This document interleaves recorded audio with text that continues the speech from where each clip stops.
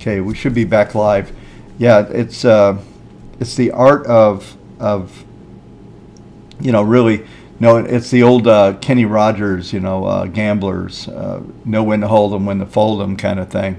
Yeah, it's like counting cards, playing blackjack. You Yeah. have to ante up every single time. The question is, do you have the math in your favor to beat the house? Right, and that's one of my favorite analogies. Is that's exactly what utilizing VPM is like. Is having it's about probabilities. There's nothing that's certain in this planet or in life, actually, as far as that goes. So it's about understanding the probabilities and being willing to play those probabilities. A good blackjack player, a good gambler, knows how to play those, what hands to play, the cards, and the probabilities are stacked in a way. That is what we're doing with any quant out here in Wall Street or doing anything. That's what we're trying to achieve, is playing into the probabilities, and that's what the ER ratio actually gives you, is understanding the probabilities, understanding the characteristics of the type of decisions that's made in the past. Doesn't really, the old disclaimer doesn't, past performance doesn't equal future results. But guess what? There's a lot there. When you start to look at the trade profile that's on these trades, it will boggle your mind how well we will hit those mean trades. The average gain that is done on the previous trade will come up on the next winning trade and maybe exceed. And you can look at the standard deviation of that. And there's a lot there. I've watched this thing, as I mentioned, not in the VPM world, but since 1992, I've had statistics on there through TradeStation and some of the other platforms that I had my stuff on. But since we've been in VPM world since 1998, we've had a lot of opportunity to watch what this database does, and that's why when we have big runs like we had yesterday, it's pretty significant. Yeah.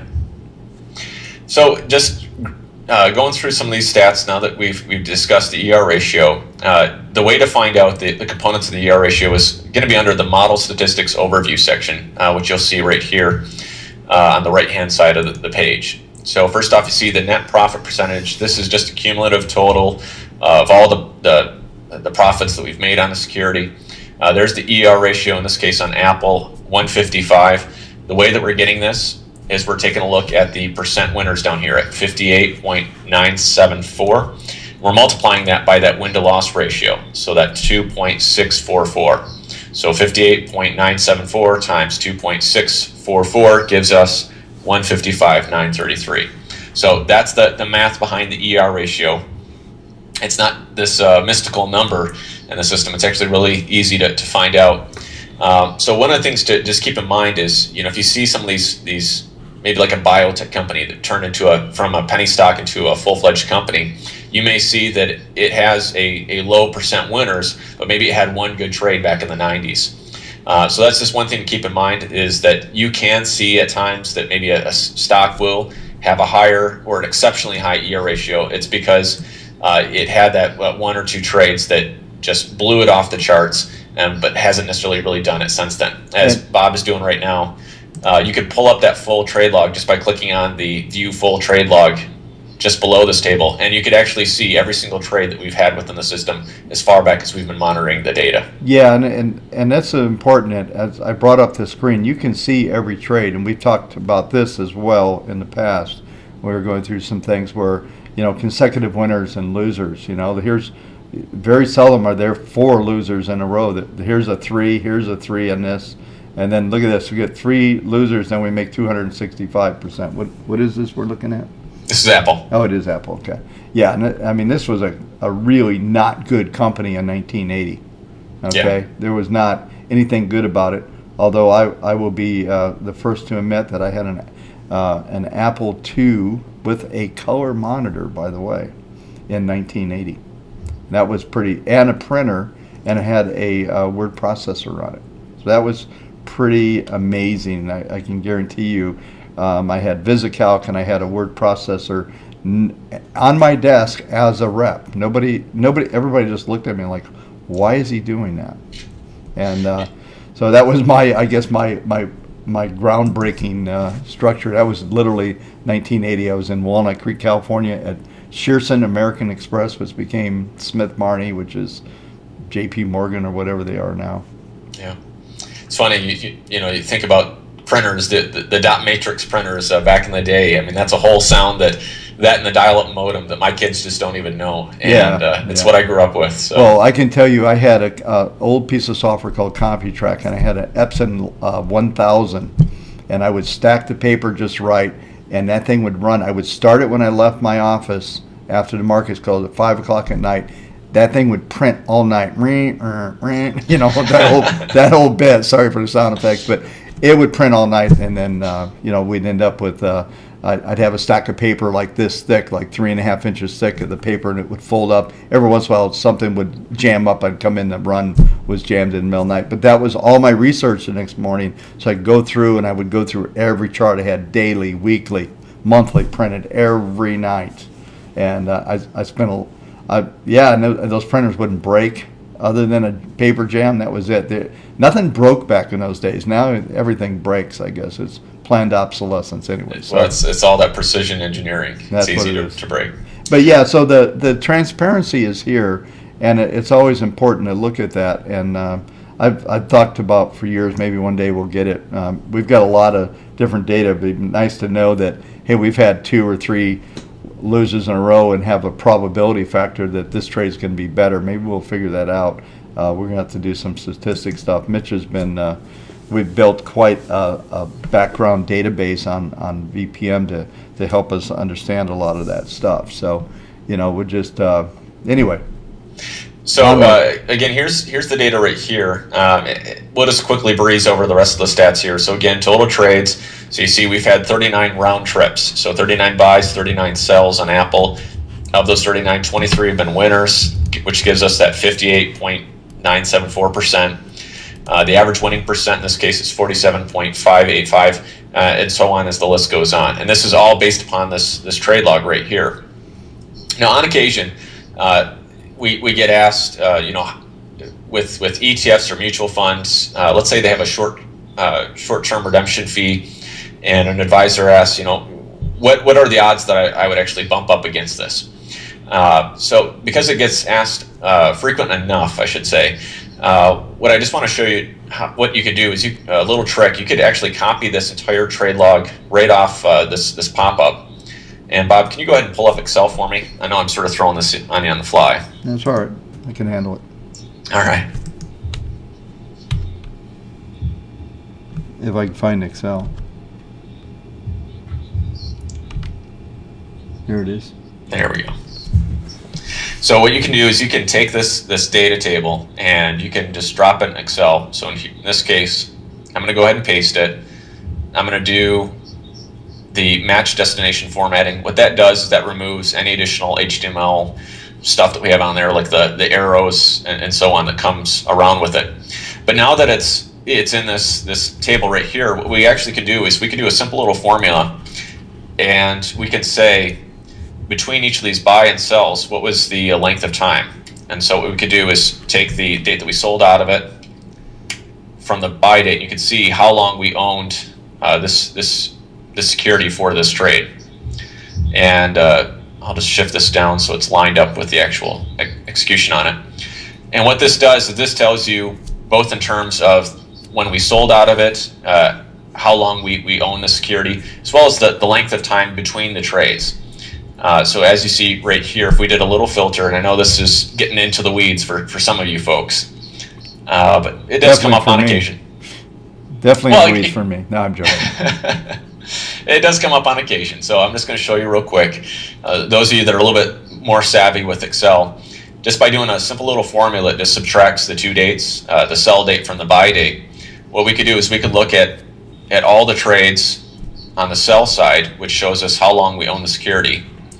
And so there you go. You can see every single time that we've owned this security for less than 30 days or 90 days just by looking at it from here. And you can do additional filtering or sorting and all that. I'm not going to bore you folks with that right now. But that is something that I have done on occasion, especially with some of these non-transaction fee ETFs, where it's non-transaction fee so long as you hold it for, let's say, 30 days. I used this a lot when I was working with emerging market funds or foreign funds that may have 180 day duration.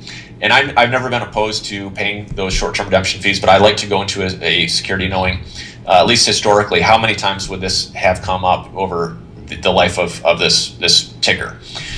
So if this is a question for you, this is, again, coming back down to transparency. It's really easy to find this if you just know where to look for it. Yeah. Hey, Mitch, isn't it true, though, if you're going into, if you swap that fund out for one within a group, there are no, if you can't you swap it out? It depends on what specific asset that you're working with. Some funds, they're very picky. If you don't own the fund for less than 90 days or 180 days, you're going to get hit with a 1% or 2% short-term redemption fee. And I have to tell you, be careful. A lot of times your firm will have these no redemption fee funds, and guess what? Then you get hit with one, and it can be quite surprising, and it can be expensive, actually, if it's depending on what it is. And we've seen certain firms, will not mention any names, that have had a list where these existed only to find out. So make sure, don't just trust that one source. Go, because these policies change on these funds from time to time. So you can't, it's kind of a moving target, even though most of them don't. You should check out to make sure before you put the fund in your portfolio or any of that you're not walking into that buzzsaw, Yeah, and also keep in mind that depending on where you have the assets held, some custodians have their own rules on top of anything that mutual funds have. That's true. So, in my experience, I've just made it clear with the representative that we were working with, the wholesaler, the internal at the custodian level, just to explain, this is how it is. We're managing assets, and we got the waiver where we didn't have to worry about anything within 30 or 90 days, I recall.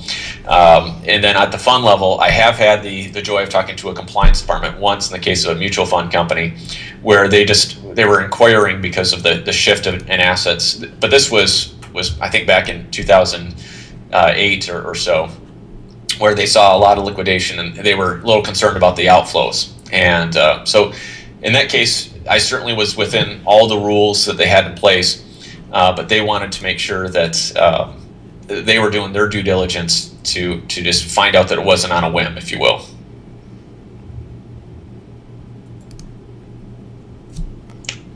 So what's next? Awkward silence here. Yep, sorry. Hold on one second. Just loading up. Kind of hard to walk and chew gum, I guess. Yeah, that's right. Right. So this is, in summary, this is all the ways you could dig into the 2.0 system. I think between last week and this week, you have a pretty good start as far as researching it at a security level.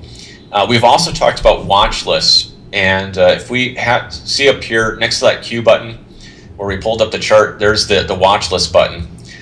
And while we've talked about the fact that you can use watch lists as like a batter's box, if you will, for ideas or a place to store client assets, I thought it'd be good to just touch upon one more feature about that, which is the ability to actually dynamically add notes when you're within a security to a security within a watch list, or just have it go right to a watch list from here.